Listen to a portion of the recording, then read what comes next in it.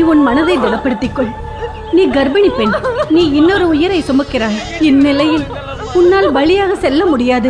உன் மகனை அனுப்பித்தான் ஆக வேண்டும். சொல்வதை புரிந்து கொள். இப்பொழுதுதான் என் கணவரை பழி கொடுத்தேன். அதற்குள் என் செல்வத்தை பழி கொடுக்க வேண்டுமா? முடியாது, என்னால் முடியாது. என் மகனை அனுப்ப முடியாது. நிறுத்து உன் அழுகையை. காலம் கடந்து கொண்டிருக்கிறது. தாமதமானால் பகாசுரன் ஊருக்குள் வந்து விடுவான். மகனே, மகனே, என் மகன் போகிறானே. யாராவது காப்பாற்றுங்கள். யாராவது என் மகனை காப்பாற்றுங்கள். என் பெற்ற வயிறு பற்றி எரிகிறதே. அடே பக்காசுரா, நீ அழியும் காலம் நெருங்கிவிட்டது. உன் கொட்டத்தை அடக்க ஒருவன் வருவான். ஒருவன் வருவான்.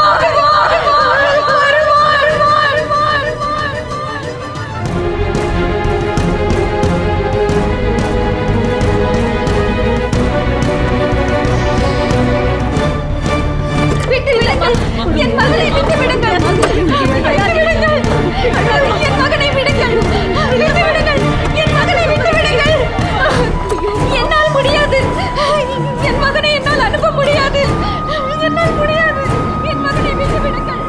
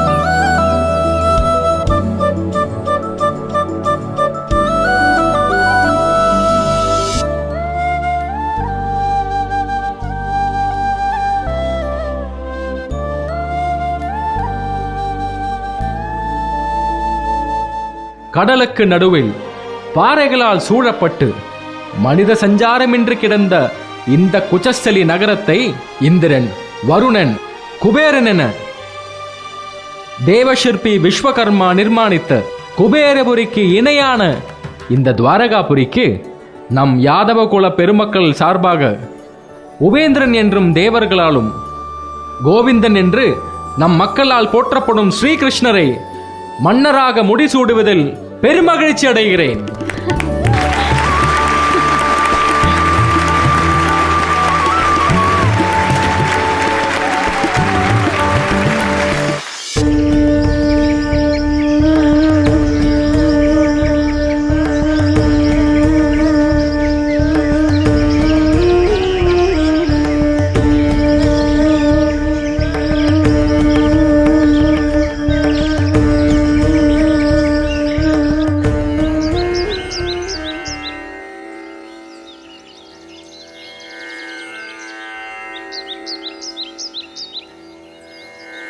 நம சிவாய வாழ்க, நாதன் தாழ்வாழ்க.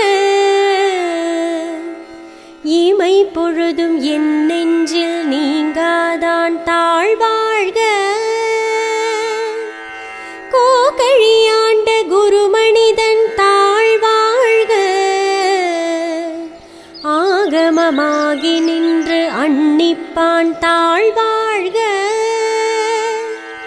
ஏகன் இறைவனடி வாழ்க. ஐயா, ஐயா, ஐயா. யாரோ வாசல்ல வந்திருக்கா. ஆடினது போதும், இறங்கு, நாம போய் பார்த்துட்டு வரலாம். வா.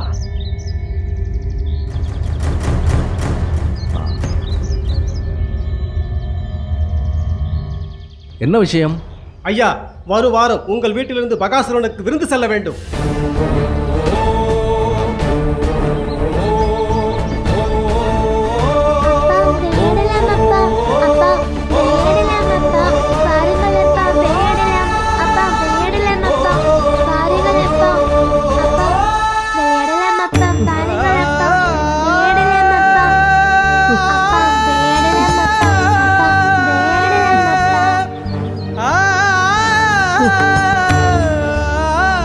மகனே,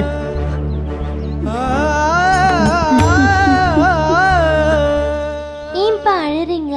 மகனே,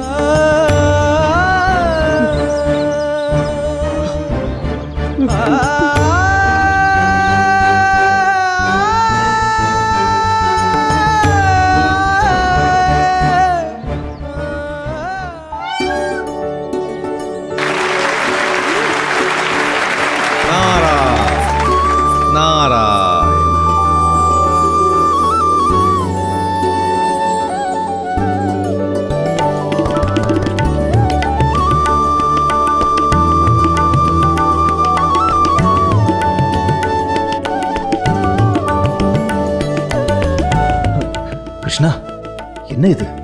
நீ எங்கள் கால்களில் விழுவதா? பெற்றோரை விட உற்ற தெய்வம் வேறொன்றும் இல்லை.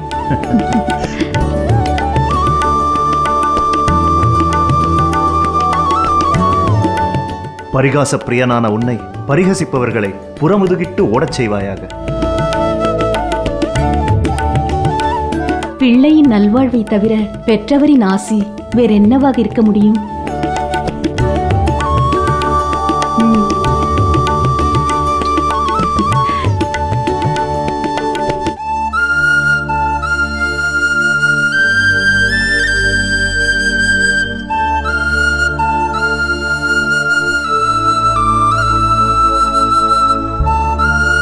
சுபத்ரா, மன்னனாகப் போகும் அண்ணனை பாராமல் திருமுகத்தை திருப்பிக் கொண்டது ஏனோ? அண்ணன் மன்னனாகிவிட்டால் பின் தங்கையை கவனிக்க நேரம் இருக்காதல்லவா? சரியாகச் சொன்னாய். மன்னனான இந்த அண்ணன் இன்னொரு மன்னனை பிடித்து இந்த தங்கைக்கு மணமுடித்து வைப்பான். அதன் பிறகு இந்த தங்கைக்கு அந்த மன்னனை கவனிக்கவே நேரம் பத்தாத போது இந்த அண்ணனை எப்படி கவனிக்க முடியும்? அதற்கு இது ஒத்திகை போலும். போங்கள் அண்ணா. போதும் போதும், அண்ணன் தங்கை விளையாட்டு. முகூர்த்த நேரம் நெருங்கிவிட்டது. வாருங்கள். வா கிருஷ்ணா.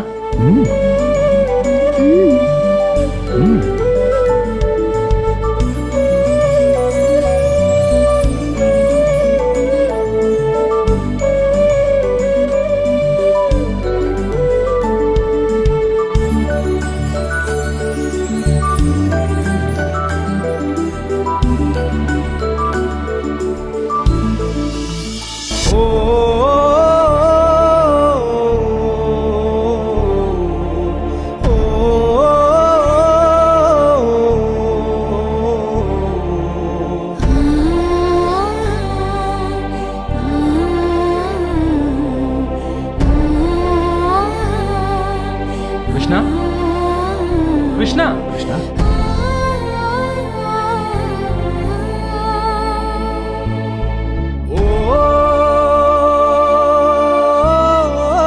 அம்மா, ஏன் இந்த கோலம்?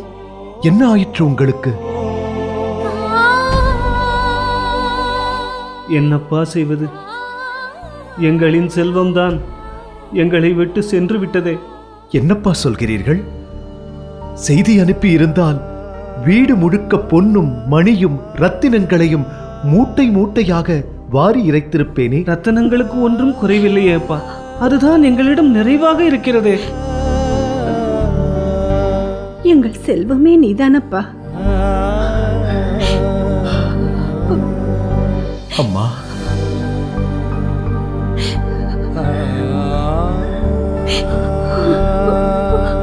அம்மா,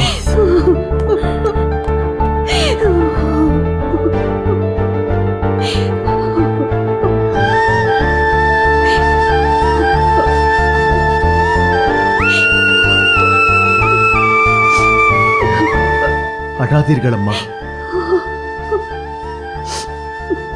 வாருங்கள். இல்லை அப்பா, இல்லை. 1000 தான் இருந்தாலும் நாங்கள் உன்னை பெற்றவர்கள் அல்லவே. கூட்டத்தில் ஒருவராக நின்று உன் முடிசூட்டு விழாவை பார்ப்பதுதான் பொருத்தமாக இருக்கும். அம்மா, தயவு செய்து புரிந்து கொள்ளுங்கள். விதையை எரிந்துவிட்டு சென்றவனை விட அதை நீரூற்றி உரமிட்டு வேலி போட்டு பாதுகாத்தவனுக்குத்தான் உரிமை அதிகம்.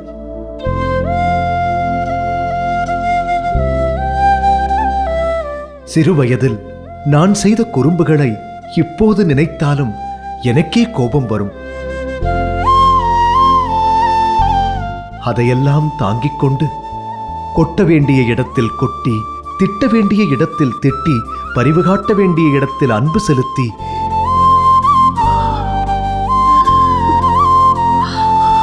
கிருஷ்ணா, நீங்கள் இல்லை என்றால் நான் இல்லை.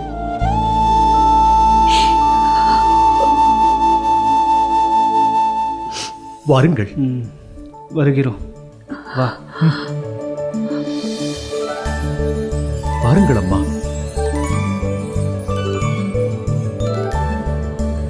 வாருங்கள். நந்தரே, வணக்கம். வாருங்கள்.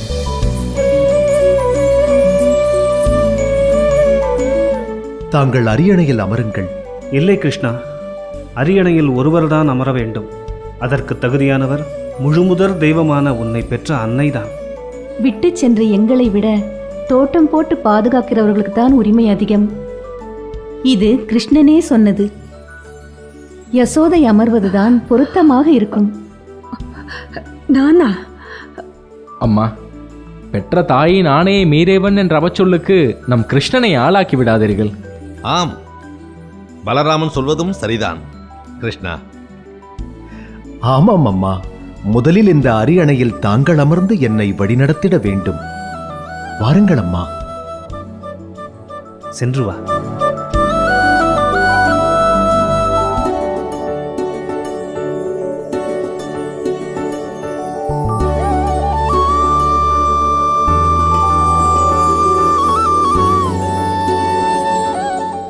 அம்மா, இப்போது தாங்கள்தான் இந்த துவாரகாபுரியின் பட்டத்து அரசி. ஆணையிடுங்கள் அம்மா, நிறைவேற்றி வைக்கிறேன். நானா? உனக்கு ஆணையிடுவதா? அது முடியாது. வேண்டுமானால் உனக்கு ஒரு வேண்டுகோள் வைக்கிறேன்.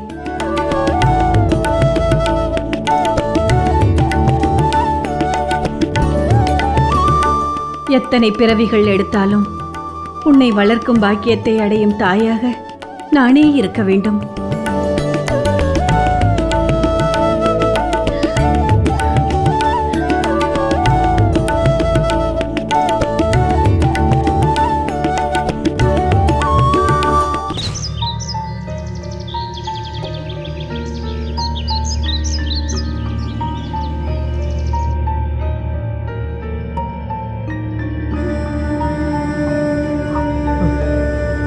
சுவாமி, ஏன் இப்படி தலையில் இடி விழுந்தது போல் அமர்ந்திருக்கிறீர்கள்? உண்மைதான், உண்மைதான் அருந்ததி. நம் தலையில் இடிதான் விழுந்து விட்டது. சுவாமி, என்ன சொல்கிறீர்கள்? அந்த அரக்கனிடமிருந்து அழைப்பு வந்து விட்டது.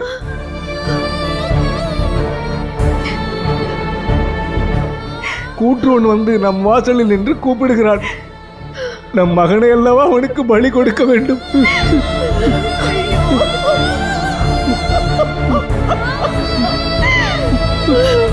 பலி கொடுக்கவா நாங்கள் உன்னை தவம் இருந்து பெற்றோம்? அப்பா, அழ வேண்டாம். கடவுள் நம்மை நிச்சயம் காப்பாற்றுவார்.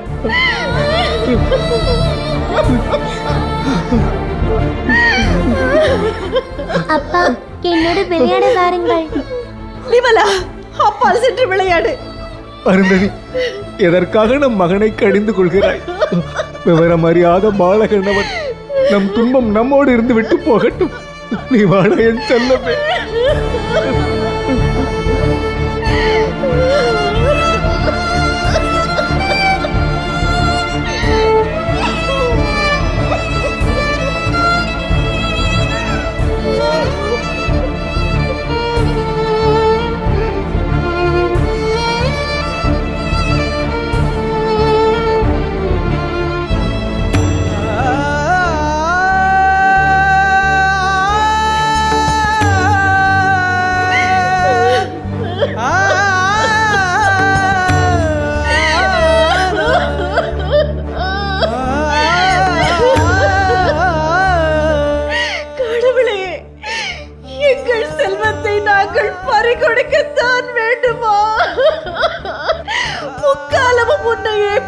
பேசிக் கொண்டிருந்தேனே, எங்களுக்கு அபயம் அளிக்க மாட்டாயா?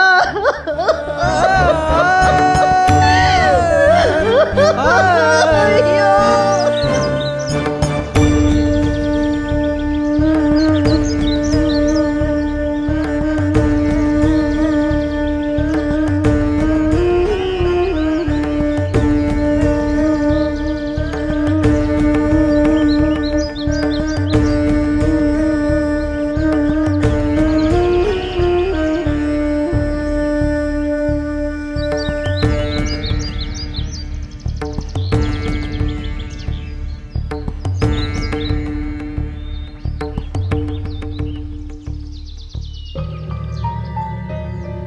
ஐயா, ஐயா, ஐயா, ஐயா, வீட்டில் யாரும் இல்லை. அப்படியே அம்மா கலியுகத்தில் வெங்கடமலையில் விற்றிருந்து பக்தர்களுக்கு அருள்பாலிப்பதற்காக ஸ்ரீனிவாசனாக நான் அவதரிக்கும் போது என்னை வளர்த்து ஆளாக்கி எனக்கு திருமணம் செய்விக்கும் பாக்கியமும் உங்களுக்கு கிட்டும்.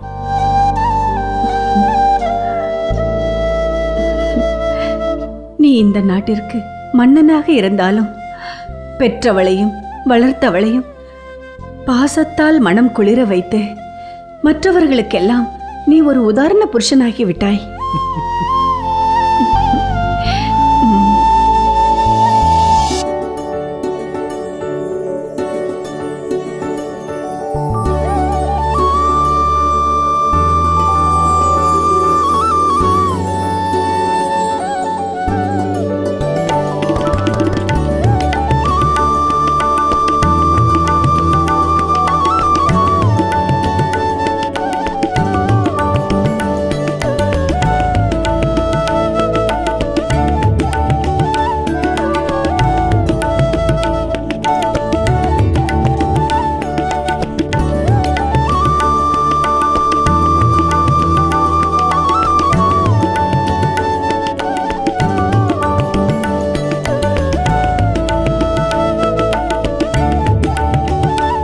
வாரகாபுரி மன்னன் ஸ்ரீகிருஷ்ணன், வாரகாபுரி மன்னன் ஸ்ரீகிருஷ்ணன், வாரகாபுரி மன்னன் ஸ்ரீகிருஷ்ணன், வாரகாபுரி மன்னன் ஸ்ரீகிருஷ்ணன், வாரகாபுரி மன்னன் ஸ்ரீகிருஷ்ணன், வாரகாபுரி மன்னன் ஸ்ரீகிருஷ்ணன், வாரகாபுரி மன்னன் ஸ்ரீகிருஷ்ணன், வாரகாபுரி மன்னன் ஸ்ரீகிருஷ்ணன், வாரகாபுரி மன்னன் ஸ்ரீகிருஷ்ணன், வாரகாபுரி மன்னன் ஸ்ரீகிருஷ்ணன்.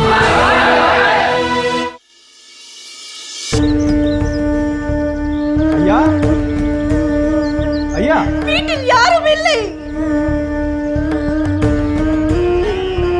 அருந்ததி, நம்மை தேடி யாரோ வந்திருக்கிறார்கள். அவர்களிடம் இப்படியா கடிந்துரைப்பது?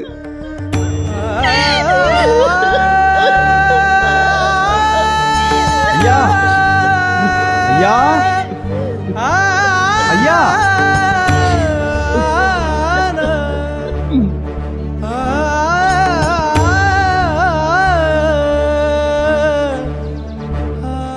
கடவுளே, ஏன் இந்த சோதனை எங்களுக்கு?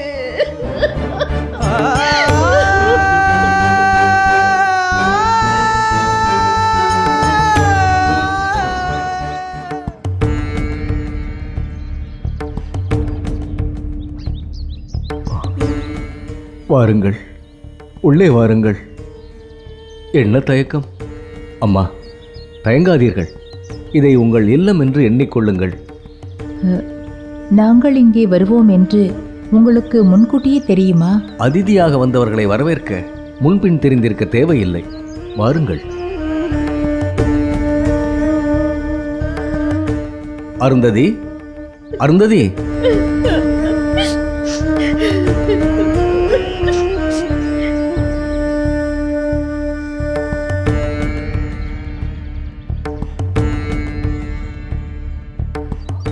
அருந்ததி, இவர்கள் நம் இல்லத்திற்கு அதிதிகளாக வந்திருக்கிறார்கள். இவள் என் மனைவி அருந்ததி. இவள் என் மகள் கனகதுர்கா. இவன் என் மகன் நிமலன். அருந்ததி, உடனடியாக உணவு தயார் செய். இவர்கள் பசியோடு வந்திருப்பார்கள்.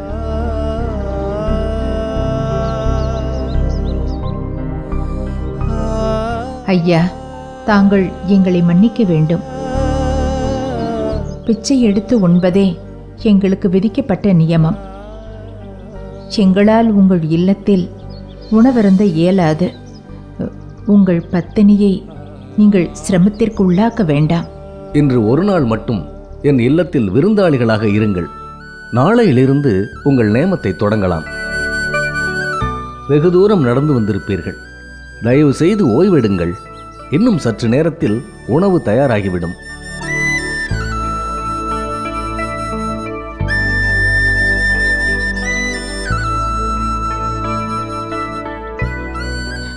உங்கள் அன்பை எங்களால் மறுக்க முடியவில்லை. உங்கள் விருப்பப்படியே நடக்கட்டும்.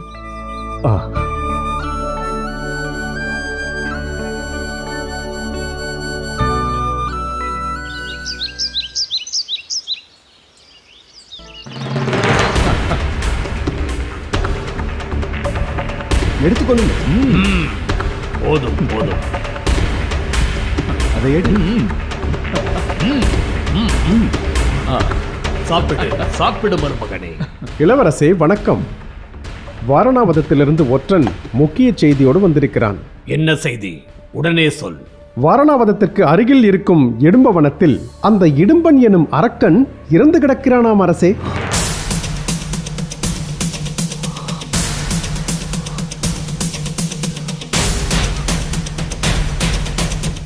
அமைச்சரே, நீங்கள் சொல்வது உண்மையா? நிச்சயமான உண்மை.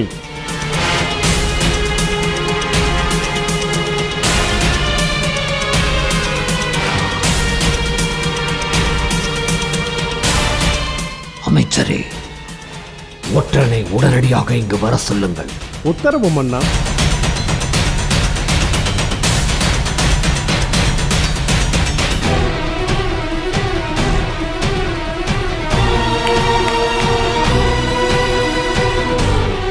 மாமா, எவனோ ஒரு அரக்கன் இறந்ததற்கா இத்தனை பெரிய அதிர்ச்சி? யாரோ ஒற்றன் இதை ஒரு முக்கிய செய்தி என சொன்னதாக அமைச்சரும் வந்து சொல்கிறார். இதை கேட்டு நீங்கள் அதிர்ந்து போய் நிற்கிறீர்கள். நல்ல வேடிக்கை மாமா. இது வேடிக்கை அல்ல, விபரீதம். என்ன மாமா சொல்கிறீர்கள்? அந்த இடும்பன் யார் என்று தெரியுமா?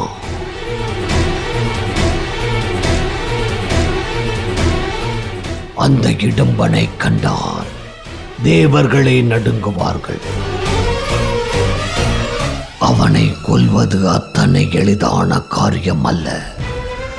அவனை விட பலம் பொருந்திய பராக்கிரமசாலியால் மட்டுமே இடும்பனை கொல்ல முடியும்.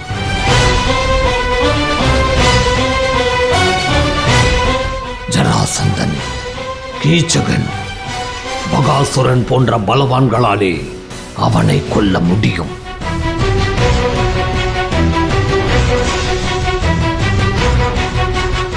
அந்த பலசாலிகளின் வரிசையில் பீமனும் இருக்கிறான். மாமா,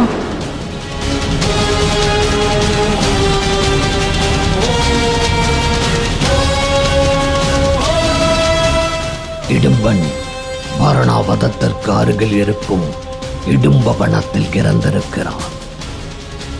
அப்படி என்றால் என்ன பொருள்? மாமா, பீமன் உயிரோடு இருப்பதாக நினைக்கிறீர்களா மாமா? உறுதியாக சொல்ல முடியாது. ஆனால் சந்தேகம் எழுவதையும் தடுக்க முடியாது.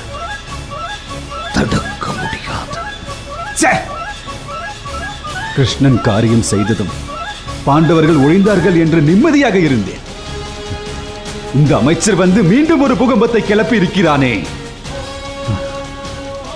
கிருஷ்ணன் காரியம் செய்தது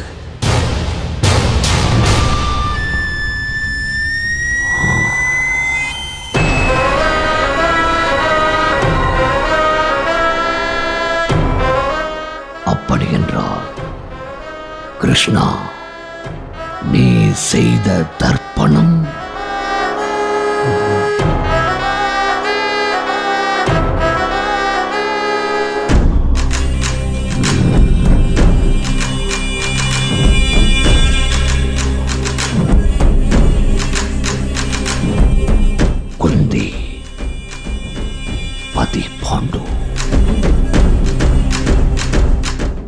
பதி பதி பாண்டு.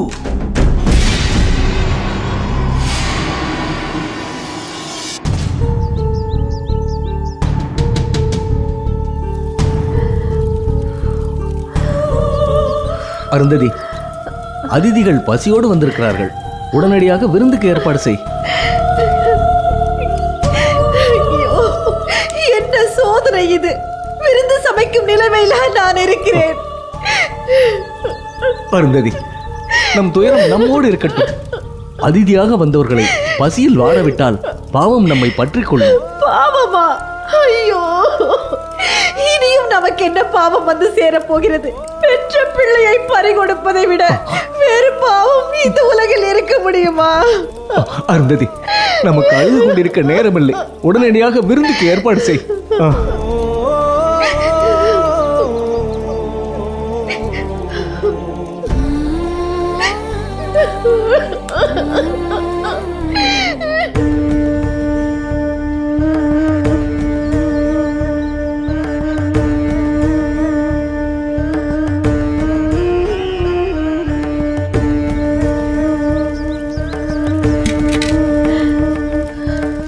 அருந்ததி, இந்த அதிதிகள் முதன்முறையாக நமது இல்லத்திற்கு வந்திருக்கிறார்கள். அதனால் இனிப்பு பண்டம் ஏதாவது தயார் செய்யேன்.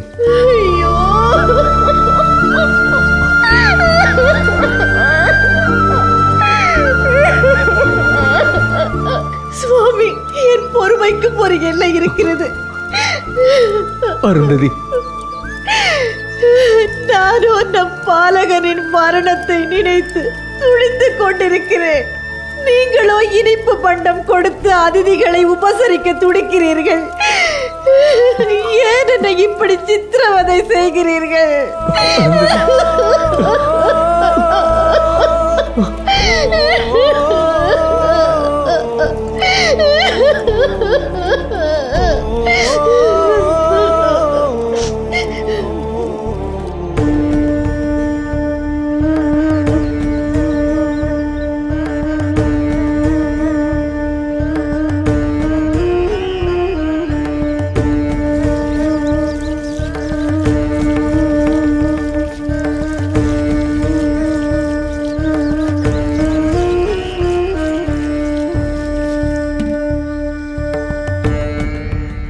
அருந்ததி, உணவெல்லாம் தயாராகிவிட்டதா? உன் கண்களை துடைத்துக்கொள். உன் முகம் வாடி இருந்தால் அதிதிகளின் வயிறு நிறையாது. இன்முகத்தோடு உபசரி. புரிகிறதா? வா, அதிதிகளை அழைத்து வரலாம். வா வா.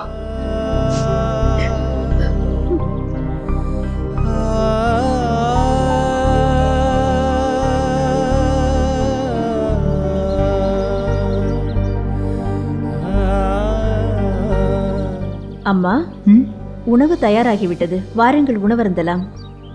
அம்மா, உங்களை பெரும் சிரமத்திற்கு உள்ளாக்கிவிட்டோம். அப்படியெல்லாம் ஒன்றுமில்லை. வாருங்கள்.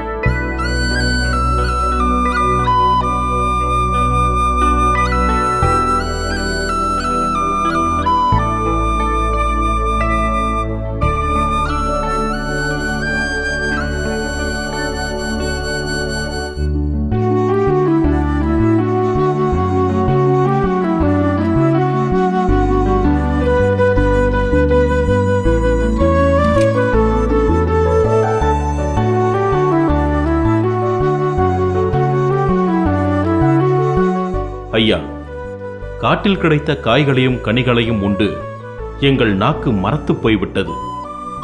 எங்களுக்கு அறுசுவை அமுது படைத்து அதற்கு உயிரூட்டி விட்டீர்கள்.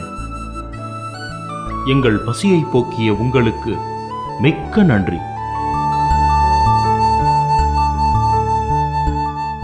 நான் இந்த தொண்டை செய்ய கடமைப்பட்டிருக்கிறேன். நீங்கள் இங்கேயே தங்கிக் கொள்ளலாம். உண்ட களைப்பு தீர ஓய்வெடுத்துக் கொள்ளுங்கள். தர்மா, உபாய குடும்பத்தினர் மிகவும் நல்லவர்களாக இருக்கிறார்கள். உண்மைதான் அம்மா. பிற்காலத்தில் இவர்களுக்கு உதவும் பாக்கியம் நமக்கு கிட்டினால் மகிழ்ச்சி. நிச்சயம் கிட்டும். என் பசியை போக்கிய இந்த அந்தணரை தங்கத்தினாலேயே கனகாபிஷேகம் செய்து விடுவேன். நல்ல யோசனைதான்.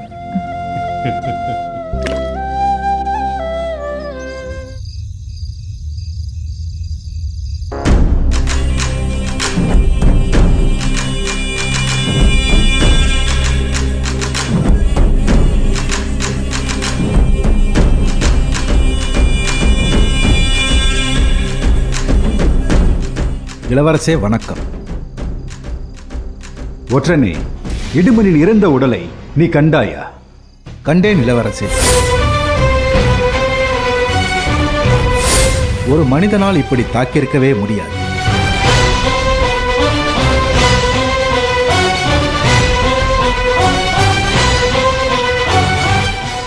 இடும்பவனத்தில் மனித நடமாட்டம் ஏதும் தெரிந்ததா? 8 திக்கிலும் 4 குறுக்காக சென்று பார்த்து விட்டோம். மனித நடமாட்டமே அந்த வனத்தில் தென்படவில்லை. இடுமனுக்கு இடும்பி என்றொரு தங்கை இருப்பது உனக்கு தெரியுமா? தெரியும் இளவரசே. அப்படி என்றால் இடுமனின் தங்கை இடும்பியை உயிரோடோ அல்லது பிணமாகவோ காண முடிந்ததா? இல்லை, காண முடியவில்லை.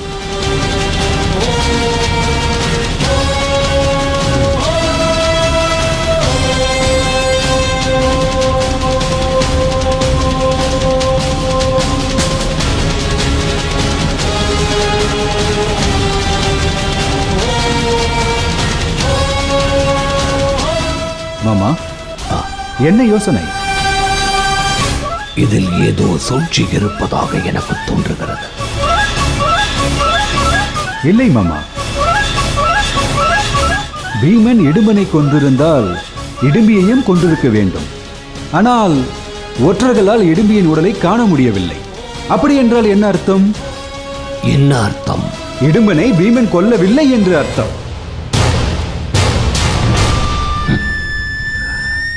அப்படி என்றால் இடும்பனை கொன்றது யார்? இடும்பி. எப்படி சொல்கிறாய்? ஆம், இடும்பன் முழுக்க முழுக்க ராட்சச வம்சத்தை சேர்ந்தவன். ஆனால் இடும்பியோ ஈஸ்வர அம்சமும் ராட்சச அம்சமும் ஒருங்கே பெற்றவன். முன்ஜென்ம வினையால் ஒரு ராட்சசனுக்கு தங்கையாக பிறந்திருக்கிறாள் இடும்பி. ஆகவே இடும்பனை விட இடும்பியே பலமானவள். இடும்பனுக்கும் இடும்பிக்கும் சண்டை ஏற்பட்டிருக்கலாம். இதனால் இடும்பி இடும்பனை கொன்றிருக்கலாம். ஆமாம், இதுதான் நடந்திருக்க வேண்டும். யார் யாரை கொன்றால் நமக்கென்ன? என் அண்ணன் துரியோதனன் அரியணை ஏற வேண்டும் என்பதுதானே நமது நோக்கம். இனி தந்தையிடம் அதை பற்றி பேசுவோம். வாருங்கள் மாமா, இப்போதே செல்வோம்.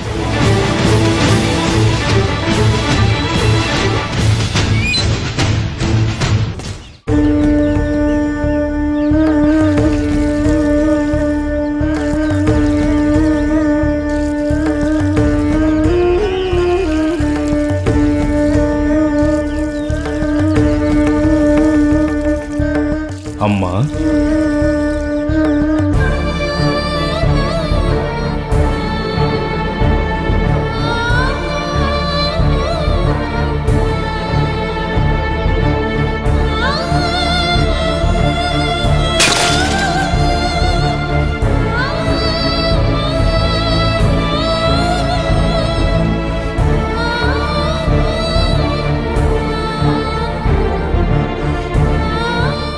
நாங்கள் பிச்சைக்கு புறப்படுகிறோம்.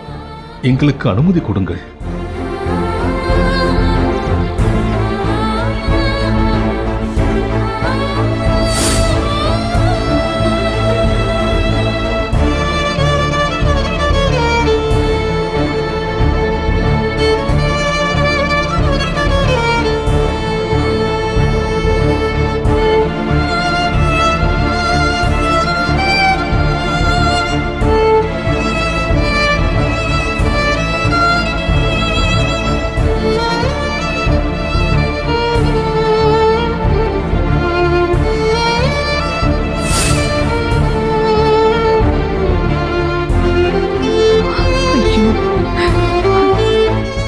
உங்களை இந்த கோலத்தில் காணவா என் உடலில் உயிர் தரித்திருக்கிறது. அம்மா,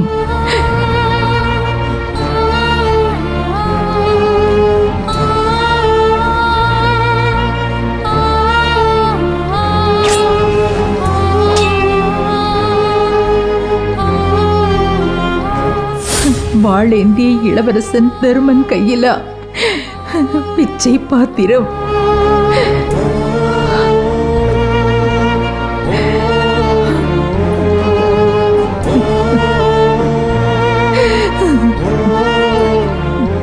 அம்மா, ஏன் இப்படி கலங்குகிறீர்கள்?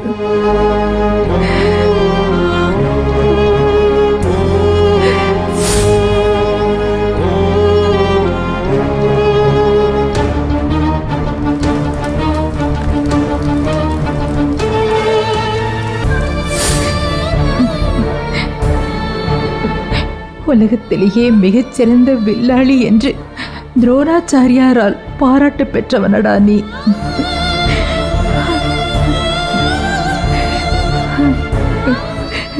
காண்டிபம் ஏந்த வேண்டிய கரத்தில் திருவோடா.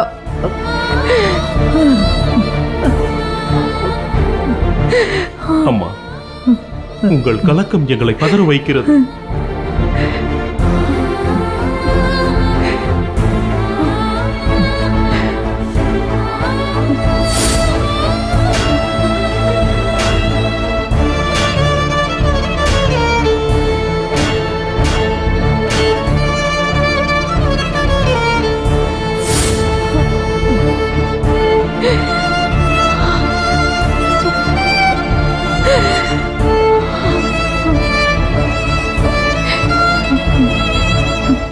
பீமா, கதையை சுழற்றும் முன் வீர கரத்தில் பிச்சை பாத்திரம் ஏந்தி நிற்கிறாயே. இந்த அவலத்தை காணும் துர்பாக்கியம் பெற்றவள் உன் தாயடா.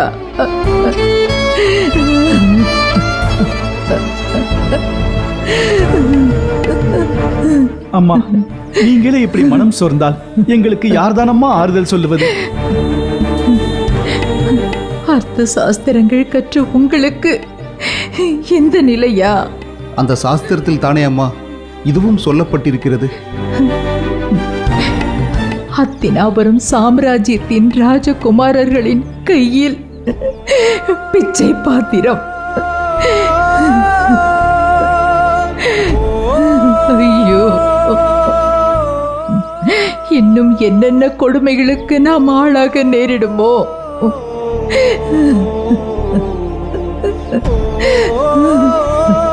அம்மா, காலம் எழுதிய தீர்ப்பு இது. அதன் வழி நடப்பதே நமக்கு நல்லது.